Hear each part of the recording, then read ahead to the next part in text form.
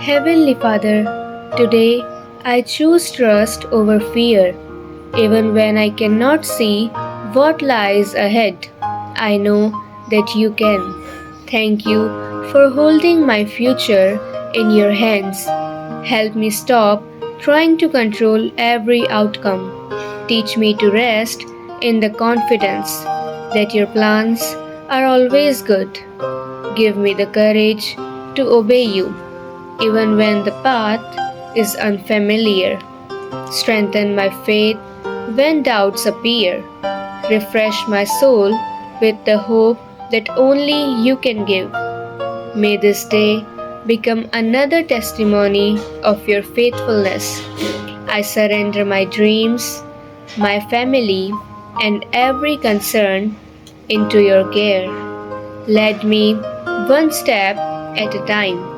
In Jesus' mighty name, Amen. If you like this video, subscribe the channel and like the video to join our Jesus community.